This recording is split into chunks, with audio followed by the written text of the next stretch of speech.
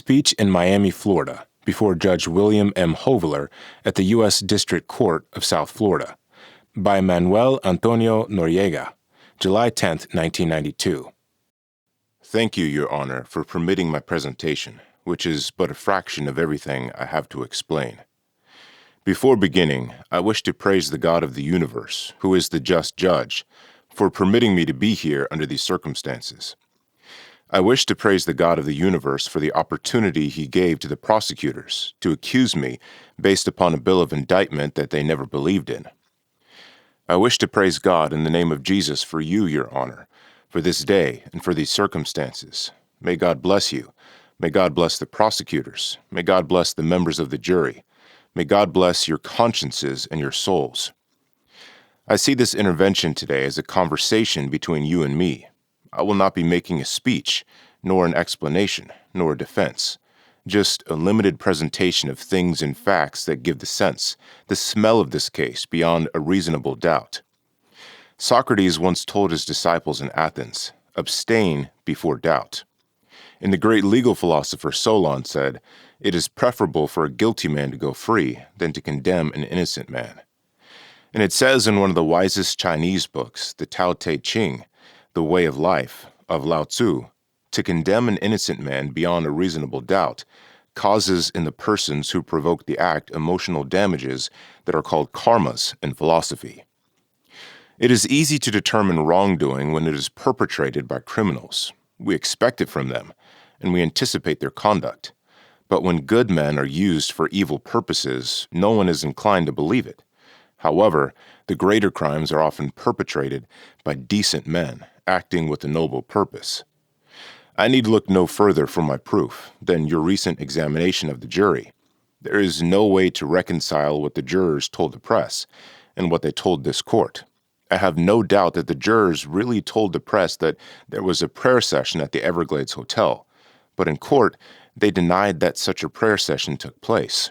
Your Honor, I am sure that you don't believe that the press fabricated this incident, but you believed the jurors because you are incapable of believing that the jury would lie to you.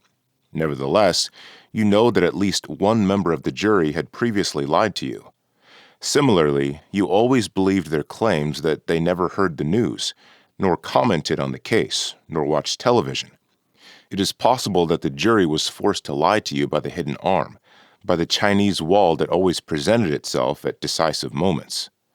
My case was orchestrated by those who fear me, men who sought to discredit me through the charges or to kill me during the invasion, as they were unable to kill me before with a commando group, led by the Israeli, Colonel Yair Klein, which was trained in the Caribbean and which later sold their weapons to Colombian drug lord Gonzalo Rodriguez, the Mexican Hacha, nor through 2 coup attempts, nor with the invasion, when 10,000 American soldiers were searching for me and $1 million was offered for me, dead or alive.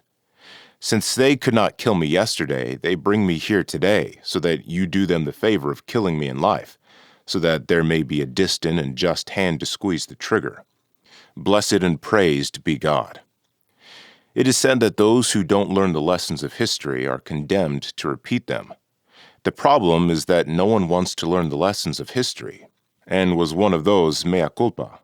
For thousands of years, powerful nations have staged provocations to start wars or to persecute leaders who are obstacles to their plans. I forgot that and fell for the provocation of the United States' harassment on my own territory. And once one falls for the provocation, there comes the frenzy in the news media in the name of American justice. That's how you Americans demanded justice after hearing the story of your warships coming under attack in the Gulf of Tonkin. That's how you Americans demanded justice against Spain when your warship, the Maine, sank in Havana Harbor. And that's how, more recently, you Americans demanded justice after hearing the story that Iraqi soldiers were murdering babies in Kuwait. Only after all of these events was it discovered that your leaders had manipulated the facts for political aims. It was the same in Panama. Before the invasion, there was no danger to the canal or to the American citizens. Judge Hoeveler, Panama was not invaded because the canal was threatened. Panama was not invaded because the lives of American citizens were in danger. Panama was invaded because I was an obstacle who undermined the place in history of your President George Bush, who wanted me dead. The real purpose of these proceedings is not to sentence me, but to legitimize the power of this administration to take any measure to achieve its political goals, even if it includes the death of innocent persons. You have been used by your government. Unfortunately, you have been used by the government. By refusing to allow any challenge to your government's policy actions, you have become an ally of these policies. You accepted your government's arguments that its war in Panama was necessary to protect American lives. You accepted the argument because you cannot conceive that your army could have caused the deaths of innocent people, merely to discredit me and for the political purposes of this administration. But, Your Honor, it is the same standard of conduct of some administrations of your country when they wanted to keep some foreign territory that interested them. This was the same pattern of behavior followed in 1903 to hold on to Panama. First, they provoked a civil war between liberals and conservatives, called the War of the 1,000 Days. Secondly, they imposed a government subservient to their interests. Thirdly, they shot the indigenous leader, Victoriano Lorenzo. In 1989, the same thing happened. First, for 1,000 days since 1986, they engaged in provocations, carrying out harassment on our national territory and culminating with an invasion. Secondly, they imposed a government to serve their image and likeness and gave it the oath of office in the barracks of an American military. Thirdly, they eliminated a leader and a cause. Your Honor, for 6 months you have heard talk about Panama. You don't know Panama, but the way the prosecutors talked about it and its authorities was with the same impositions and demands that one speaks about the duties of an American colony, such as Guam or the Virgin Islands. Your Honor, Panama existed as an indigenous settlement discovered by Rodrigo de Bastidas in 1513, and Columbus reached its shores on his 4th voyage. Panama has its own history, its own military antecedents. Here, it was made to seem that I was the first to establish an army or to arm troops. But the army of the Isthmus of Panama fought in the War of Independence from Spain on the side of Bolivar and Sucre in the battles of Junin and Ayacucho. That is to say, Panama is not a colony of the United States. It never was nor ever will be a star in the flag of the United States, and its officials cannot abide by the orders of their masters, the chiefs of a colony. The importance of bringing up the foregoing is for Your Honor to see the impression the jury took with it in believing that the violation of American laws and my supposed culpability was because American authority had not been complied with as they demanded. The jury was never able to properly learn that Panama has its own laws, its own way of life, its own culture, its customs, its history, and its own political and economic interests. Panama enters into the sphere of interests of the United States because of its geographic location, as the shortest route from the Atlantic to the Pacific, and because of the building of the canal. The 1903 treaty was imposed. It was not signed by a Panamanian, but by a Frenchman, who was bribed and imposed. All this history culminated in the Torrijos-Carter treaties, a process led by General Omar Torrijos and assisted by many civilian and military advisors. It was not General Torrijos alone who achieved this advance. To achieve this great objective, General Torrijos had first to overcome the threat of a drug indictment against him and his Minister of Foreign Affairs. I went to the office of Drug Enforcement Administration Head Peter Bensinger in Washington to discuss the situation.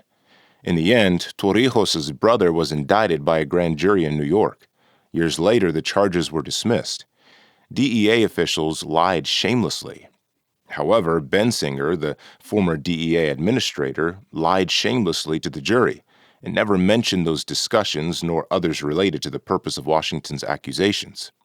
Afterward, General Torrijos died in mysterious circumstances during a domestic flight in Panama. Torrijos' brother Moises determined in an investigation that the Reagan-Bush administration, with a Southern Command task force, caused the explosion of his plane. This information was turned over to the Intelligence Agency of the United States, CIA.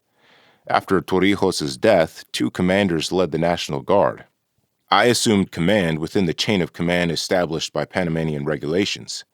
The Panama Defense Forces were created on the basis of the requirements set forth in the Torrijos-Carter treaties to relieve the military forces in 1999. The organization of the Defense Forces was presented to the U.S. Joint Chiefs of Staff in Washington, and it received the corresponding approval that it met the requirements of the new treaty. Here, the Defense Forces were referred to as some strange thing. However, they were organized as a professional counterpart of the American Military Brigade in the Canal Zone. Of course, the Defense Forces covered other internal needs of the Panamanian government, which was a sovereign right of that nation.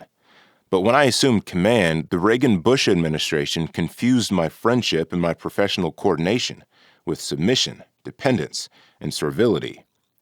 When they attempted to go against the interests of my fatherland, I didn't accept it. For example, they wanted to continue the School of the Americas at the military base of Fort Gulick, and I demanded they return it, in compliance with the Torrijos-Carter treaties. This decision and others I took made them see me as a threat to their plans and intentions, and that's how the case against General Noriega came about. A politically motivated case, yes, Your Honor. The case against General Manuel Antonio Noriega is completely and totally political, just as you described it the first time it came to your attention, when you said it was fraught with political overtones. Yes, Your Honor, a strong political odor can be sensed in the unfolding of this case. The government's Chinese Wall, the CIPA's Classified Information Procedures Act, the permanent conferences and consultations with Washington. Those are all political overtones, before, during, and after. Wouldn't you say, Your Honor? The allegations of these two administrations were presented to a grand jury through former Panamanian New York consul Jose Blandon. You remember that name and others that culminated with the 1988 charges that caused all the infamous publicity in the honor of a satanic invasion, by means of which I find myself today in the belly of Leviathan. Your Honor, how can the lies of the original charges and of the witnesses be justified, when there was no agreement, not even now, between the charges and the lies and contradictions of the witnesses? And you do know, Your Honor, within your reasonable doubt, that the theory of the indictment is contradictory within itself, in the acts that occurred and in the persons. For example, where in the indictment does the name of the oft-mentioned Julian Melo Borbua appear? Where in the grand jury indictment are the famous Mendez brothers? Why did the government, having Blandon and Olarte in its custody, never call them to testify? The answer, Your Honor, is obvious. There are two totally opposed theories. For this reason, I, believing that the jury was going to study the documents, as my attorneys assured me, asked that the original indictment remain unaltered, so that the members of the jury might draw their conclusions from these contradictions. Do you not think, sir, that this is indeed a reasonable doubt? Why did the government threaten Blandon so that he would not testify in this case, after he was the prosecution's star witness before the grand jury, Congress, and the television networks? Why did they force him to plead the Fifth Amendment of this Constitution? Do you not think that in this instance, too, there are political overtones? I ask, what justification can be given to the citizens of this country about the tape recordings of my private conversations and those between attorney and client? They were made public on the basis that they were seeking evidence. That is to say, they had no evidence. What is the justification? How can this country justify causing the death of over 3,000 persons with the aim of capturing just one man? When before in the history of the civilized nations of the Americas has a country been invaded, causing destruction and death to overthrow and arrest a foreign leader fulfilling his mandate? What can this administration say to its people to justify an armed invasion in 1989, to sanction supposed illegal acts committed in 1984 against this country? What explanation is there for not applying the law during this 5-year period, 1984 to 1989, while at the same time maintaining a close, direct, and documented relationship with the alleged author of the crimes of 1984? What justification can this administration give to its citizens for an expenditure of more than $250 million to carry out one arrest? How can this administration explain to its people the response of the Panamanian people to the visit of its leader and president, George Bush, after he liberated them from monstrous dictator in a demagogic just cause? What justification can the current administration give to conscientious citizens? Allow me to bring up the case of an intelligent and open-minded girl named Sarah York, from town in the hinterlands, who decided to go beyond what she heard and did not understand. She decided to write to me and listen to me. She traveled to Panama to personally experience what was felt in my country. When she returned, she wrote to her president, "I went to Panama persuaded by the impression of monstrous propaganda, and I realized that he was not the monster that we were led to believe." She never got reply from the White House. Your Honor, how can this administration justify to the generation of the year 2000, to Sarah York, the immoral payments of money, promises of reduced sentences, and other privileges given to notorious criminals who were brought out of jail in this country and to others to testify against me? How can it be explained that of the 250,000 photos seized in the invasion, there is not one showing me with the heads of the drug cartel in the supposed meetings so talked about in this court? However, there are photos of me with the President of the United States. Why didn't the jury see these? Why was their content and purpose not explained? What name can you give to the action of demanding and clamoring for the rights granted by the Geneva Convention to prisoners of war for U.S. soldiers in Vietnam and the Persian Gulf, but denying others, such as myself, those same privileges and rights? These acts, Your Honor, establish precedents so that countries with views different than the United States, such as Cuba, Iraq, Libya, South Africa, and others, will draw contrary legal conclusions with their own justifications. The multi-million-dollar propaganda machine employed against me by the Reagan-Bush administration for nearly 4 years did not allow any of the citizens of this country to escape its claws. Thus, there could be no impartial jury that did not have preconceived images about this trial. And the proof of this was expressed by one of the jurors when this trial was headed for mistrial because of a deadlock among the jurors on April 8, 1992, the day before the verdict in this political trial. The juror said that George Bush is awaiting this verdict. In the end, George Bush, the president of this country, congratulated them with imperial civility. But I am going to offer more reasons for my political persecution. I was the obstacle, say to you, and to the world, that was the obstacle to obtaining military bases in the canal in perpetuity.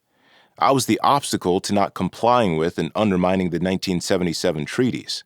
At every point, I was zealous in complying with the clauses to the letter, much as one who prays from the Bible, because the Treaty of 1977 was for Panama a religion. Your Honor, permit me to go more deeply into this concept, for it is necessary that you know that the Torrijos-Carter Treaty is for Panama a birth certificate for a nation that was brought into being by a cesarean section in 1903. The Carter administration, acting with vision, succeeded in bringing about the Canal Treaty with just philosophical concept that may be summarized thusly in the words of President Jimmy Carter. But the treaties do more than just this. They represent the United States' commitment to the belief that justice and not force should be the basis for our dealings with all the nations of the world. That's why when Carter visited Panama, he was received with affection, not with tear gas canisters and protests. He traveled 10 kilometers in his open car, shaking the hands of the Panamanian people, and he spoke before 300,000 people in Panama City's biggest plaza. These are the affectionate reactions of people toward leaders of stature, like Jimmy Carter. But a month ago, the president-leader, George Bush, with an ostentatiously armed military occupation in a plaza with a small capacity for 5,000 persons, was treated as a genocidalist by the relatives of those killed during the invasion of Panama he directed. And he could not deliver his address to the public and had to be evacuated under armed guard. That's because the Panamanian people viewed the last 2 Reagan-Bush administrations as the signers of the death certificate of a free and sovereign nation, as Panama ought to be. And that is why General Manuel Antonio Noriega was an obstacle to their disproportionate aims of keeping the canal in its territory and perpetuating their military bases with the duties of an American colony. But the haughtiness and arrogance didn't stop there, Your Honor. They didn't just want to dismantle the clauses of the treaty and force me to submit to their orders, but they also wanted to impose their influence and power on other independent nations in the area, like Nicaragua, Honduras, Argentina, Chile, Peru, Colombia, and Cuba. In the specific case of Nicaragua, the insulting demand of Admiral John Poindexter, indicted as a liar in the Iran-Contra case, which is now reaching up to the levels of true responsibility, was that of establishing a spearhead using Panamanian troops inside Nicaraguan territory to justify the armed intervention of the United States. When learned from him and other high-level envoys of this administration the true reason for its image as a protector at that moment, I told them no, no. To permit harm to my troops and my neighbors, I said no. To hurt the Nicaraguan people, I said no.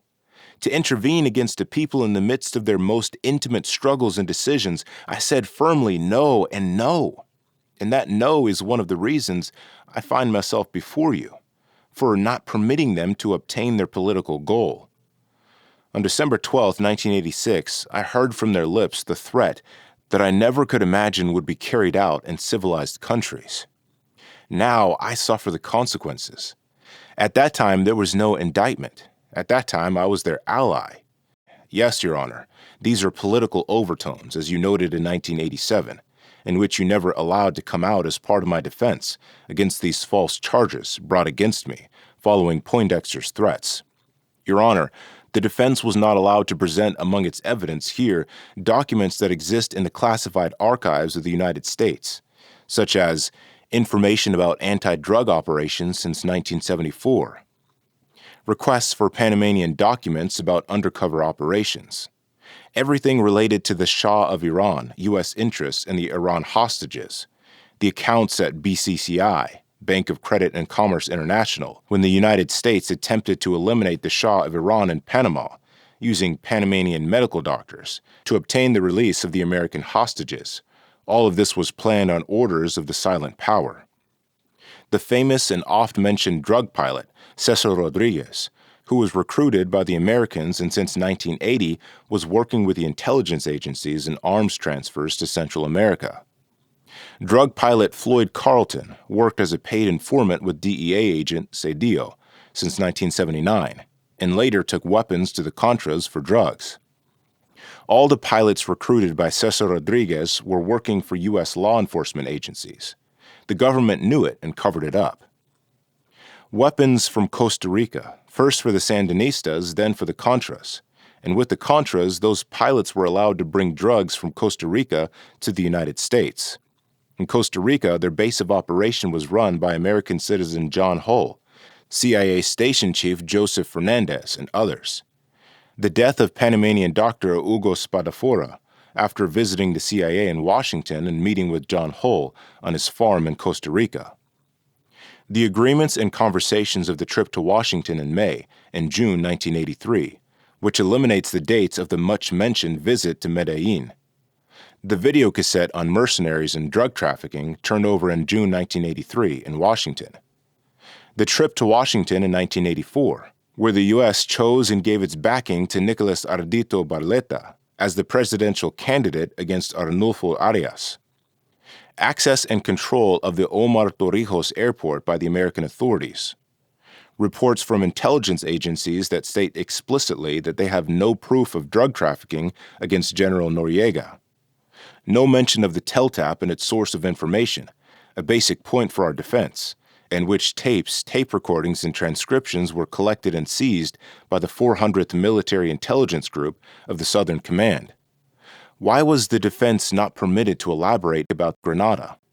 Why was the defense not permitted to speak about the meetings with former CIA Director William Casey in my home in Altos del Golf, and in Washington, and in Fort Amador, and in other clandestine sites? Why, if Manuel Antonio Noriega is a criminal, were there letters signed on official letterhead of the United States by DEA administrators or diplomats in Panama from 1977 continuing until 1988? 11 years of letters and documents before, during, and after the charges. Your Honor, you saw here without effrontery men with respectable positions, Like former DEA Administrator John Lawn, Bensinger, and others lied, saying that they were signing letters for diplomatic reasons. This attitude is an insult to the governments of Latin America and a warning that documents signed by U.S. officials cannot be trusted. I know that as an American, Your Honor was annoyed by the repeated expression, "Well, I signed this letter wearing a diplomatic hat." Of the mysterious trip to Cuba, the defense was not allowed to say that it included a request for a visit by a high-level official from the Reagan-Bush administration, who, following my visit, went to Cuba to open channel for talks. But it is not convenient for the administration that this be known, because it would be criticized by the Cuban exiles. In mention of the name of this high-ranking official of the Reagan-Bush administration, who was sent by Reagan-Bush and received by Castro after my intervention, was similarly not permitted. Here, the prosecutors insulted the prestige of a Colombian leader, former Colombian President Dr. Lopez Michelson. They presented him as a drug trafficker, but when he came to Miami to testify, they disregarded the summons that they had issued. Why? Similarly, concerning the lie of the visit to Medellin, had it taken place, the Colombian intelligence services would have had details or proof of such a visit. Blandón himself told the government why the visit to Medellin could not have occurred. The prosecutors had Melo 3 times at the embassy suites in Miami. Why was he not called to testify? Because Melo's version would have exonerated me. Melo was never mentioned in the famous 1988 indictment, but he was the star of this trial. U.S. offered to drop the charges.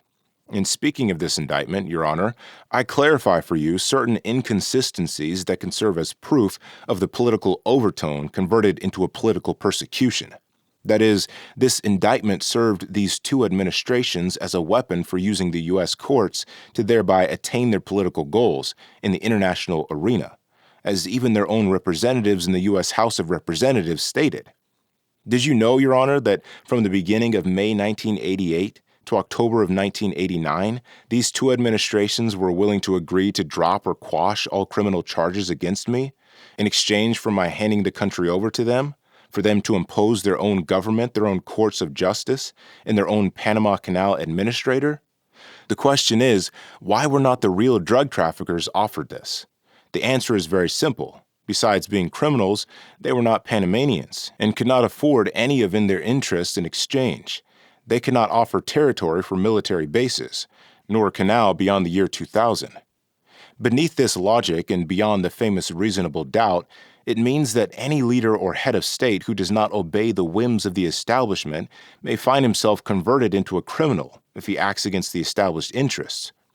He may find himself blackmailed with defamation, jail, deprivation, and even beyond that, he could be deprived of even the right to exist.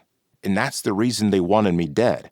That's why in the midst of the 20th century, on the eve of the 3rd millennium, the president of the most powerful nation on earth puffed out his chest when he put a price on my head. He offered $1 million for my capture. Where are the rights of man? The agreements to drop the charges, which President Reagan delayed his trip to Russia for me to sign, are the clearest explanation of the political overtone. I read from the text of the document containing the basic agreement rejected by General Noriega on May 25, 1988. Mr. Charles Redman, Undersecretary of State for Public Affairs Michael Armacost, will continue to testify publicly, and Assistant Secretary of State for Inter-American Affairs Elliot Abrams is also here, so that they can answer additional questions.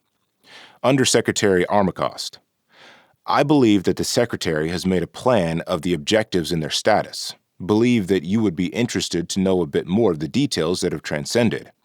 First, together with Mike Kozak, Colonel Jerry Clark has participated as our representative in everything. On the Panamanian side, the principal interlocutors were Romulo Escobar, main leader of the PRD party, and Colonel Marcos Justin, chief of staff of the Panamanian Defense Forces. The agreements that were dealt with in very detailed form involved the development of events, and with an element of these, the suspension of IEEPA, International Emergency Export Act, sanctions on our part. It was anticipated that General Noriega would give a speech in which he would make a series of statements, among them the announcement of his intention to resign as commander of the Panama Defense Forces on August 12th, and a call for the Legislative Assembly to immediately approve law which would limit the term of any commander of the Defense Forces to 5 years, retroactive to August 12, 1983. In short, his term would end August 12th as the result of a change in the law. It was intended that in response to a motion presented by Noriega's attorneys to drop the charges against him, we would accede to a motion to continue it until August 12th, and then to accede to dropping the charges, in such case that he finally carries out his obligations to abandon the Panama Defense Forces on August 12th. Question: what was there regarding his return? You did not mention anything about how much time he had to remain outside of Panama. Undersecretary Armacost: it was thought that he would be traveling. It was hoped that he would liquidate a small personal business during the period immediately after his retirement, but that in September he would travel outside the country until the May 1989 election period, except for a small visit to his family at Christmas time. I also read from the statements of U.S. Secretary of State George Shultz upon the breakdown of the negotiations with Panamanian leader Manuel Antonio Noriega, May 25, 1988. We have recalled the United States negotiator Michael Kozak. At the final moment in the negotiations, Noriega did not agree to continue with the arrangement that his representatives had negotiated. Future negotiations are not contemplated. All the proposals considered during these negotiations have been withdrawn. There is no offer on the negotiating table. Question: do internal political pressures here have anything to do with your decision to withdraw the proposal? Schultz: no, that has nothing to do with it. We have an extremely solid proposal, in spite of how much it has been criticized. I have realized this to the extent people learn to support it and understand it a bit more. The support has increased considerably as something very important. It is extremely clear that Noriega and his people among the military close to him clearly see what our proposal seeks, that he leave Panama and leave power. That is the objective, and of course to create a political opening so that the forces of democracy and liberty may enter in that opening and take charge of it. And we will continue fighting to attain it, and we will work together with the Panamanian people with that proposal. If this nation had known of such a proposal, if the world had read this document, they would feel the disgust that I felt at that moment. And I do not regret having rejected that human wretchedness, nor that I am suffering the consequences myself, because I don't carry on my conscience the weight of having sold out my country, Panama, for materialist proposals. If that is the price that I am paying in exchange for my freedom, my dignity, and my loyalty to the nation that bore me, then it is a small price indeed. These two administrations have directed their policies with the sword, and not with the pen, as the president himself has demonstrated with his imperial disdain for international laws, with the disproportionate and uncontrolled use of his powerful force, as if President George Herbert Walker Bush were the master of eternity. And so, with his reactionary philosophy, he ignores the international statutes of the United Nations, of the Organization of the American States, of Geneva, and of the World Court at The Hague, and say today, here and now, that being the world's policeman is a very costly profession, not only in terms of prestige, but also economically. For example, for those $200 to $300 million that the invasion of Panama cost, how many of this country's domestic problems, how many homeless, how many unemployed families without homes in Los Angeles, New York, and Miami could have been solved? As the speaker at the graduation at Wellesley College said recently, we have no need to be told about an idealized world that never was as virtuous and free from care as some would believe. We need understanding and a hand to help us in solving problems. The threat of our Cold War enemies has been replaced by our own empire, indifferent, national, that tolerates separated families, homeless children, schools with problems, growing poverty, racism, and violence. This government has politicized local problems and has not previously paid attention to them.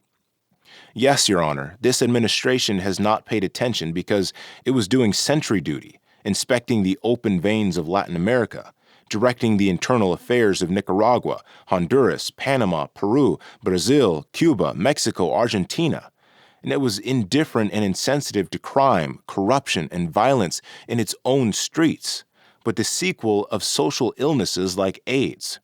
But I assure you that these two administrations justified their actions with the expert and refined use of propaganda, surpassing in their official propaganda or psychological warfare that of Goebbels in the time of Hitler's Nazi Germany. With that same use, abuse, and power utilized by Chapter 5 of the Military Manual on Gray Propaganda, of first creating a demon and then burning him at the stake. And so they distorted the image of the Republic of Panama, and with it, its civilian and military leaders. The headlines demonizing General Noriega were designed to psychologically prepare the population for the necessity of sending U.S. soldiers to kill and be killed. But cautious observers of U.S. foreign policy know that the support for dictatorial and corrupt governments in other countries in Central America indicates that there must be other motives to explain the decision by the Bush administration to begin the war. Ample evidence reveals that the U.S. government and the Pentagon planned to pull down the Panamanian government and to replace it with the servile regime that would renegotiate the key provisions of the 1977 Panama Canal Treaty, especially the Galeta Island military bases. While they created social discontent by means of economic strangulation, the Pentagon raised the psychological pressure by increasing military provocations.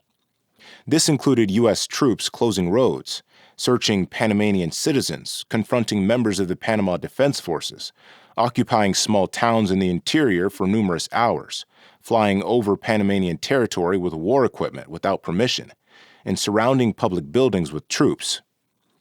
On October 3, 1989, a coup d'etat with the full support of this administration, represented by the Southern Command, failed in its intent to assassinate me.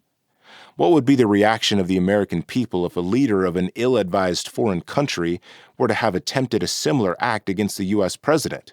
Moreover, during the Panamanian presidential elections, the U.S. State Department spent $10 million of its own people's money to finance the opposition candidates. This is equivalent to this government spending $1 billion on its own elections. To compare this figure, it would be equivalent to 5 times the amount spent by Michael Dukakis and George Bush combined in the last election. What reaction would the American people have if a leader, Gaddafi or Saddam Hussein, for example, were to plan a similar act in the United States? Finally, the hypocrisy reached its highest level when the Bush administration initially justified the invasion, saying that I would have declared war against the United States. Praised be God. No one, not the Panamanian National Assembly nor I, declared war against the United States.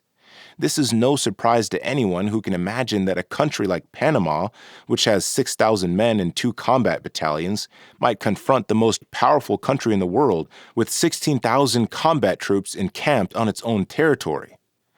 What the Panamanian National Assembly did on December 15, 1989, was to pass a resolution based on the failed attempt of October 3, 1989, which was supported by the United States, saying that there existed a condition similar to a state of war.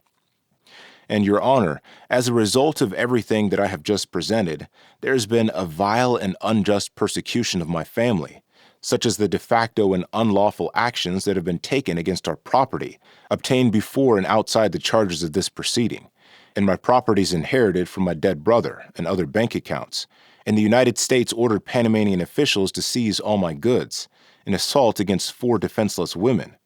Never in the history of Panama have families been persecuted because of the political position of the head of the family. This is a bad precedent for all, especially for those who began it.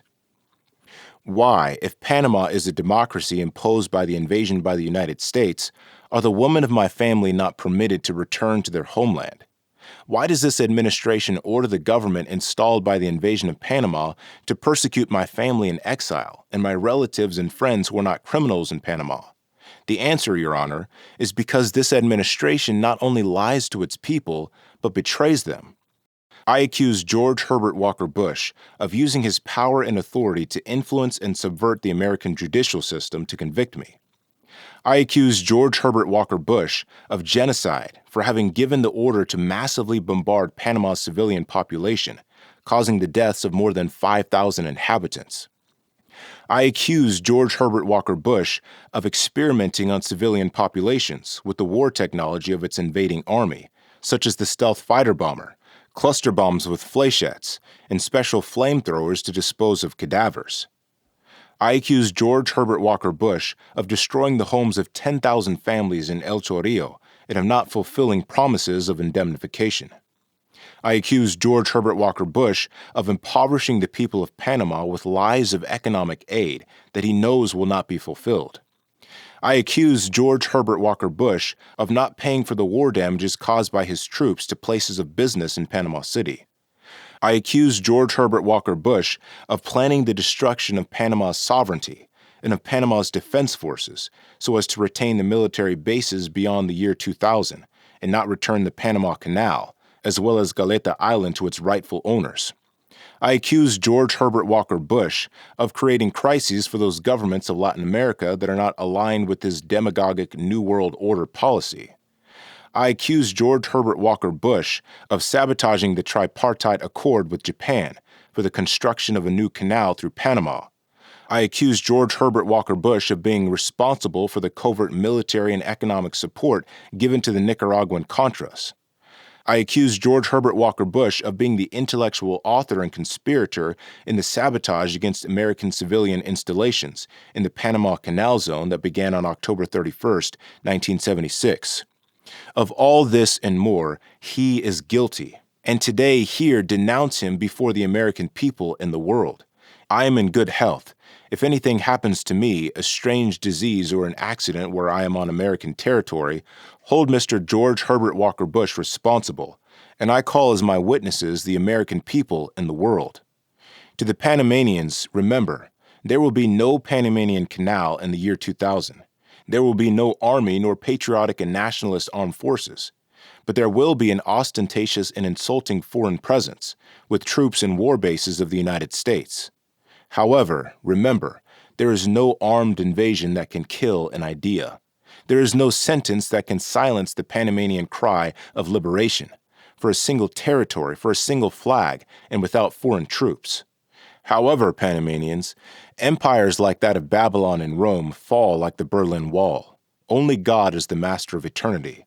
I thank the prosecutors for their request of a sentence of dozens of years, for life imprisonment, for the death sentence. Nevertheless, the Lord is my shepherd, and with him I do not fear.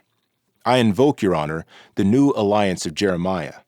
I will place my law inside them, will write it in their hearts. I will be their God, and they will be my people. You will judge your people, but I will judge you. Your Honor, Judge Hoeveler, I have told my summarized truth, based on deeds and not on sophisms, under the Christian knowledge that God is he who knows the hearts of men and himself, and that one cannot lie to him. Your Honor, I have given myself to Christ, who dwells in the conscience of man, knowing that God writes straight upon twisted paths. Invoke for you the inspiration of the Spirit of wisdom and of divine justice in your human decision. Nonetheless, I thank God for having chosen me among so many Panamanians to find myself here in this difficult test, fulfilling the mission that He has imposed upon me. Nonetheless, I praise God for your having been the judge in this case. Praise God for the insults of these prosecutors. I praise God for this circumstance, knowing that He alone is in charge of circumstances. I praise God for having preserved my life during the war of invasion of Panama. I praise God because He protects my family as they wander the earth in exile, because He is my shepherd. I am at peace with myself. With time, history will show the lies that were said about me in this court, and history will also record that on this day I spoke the truth.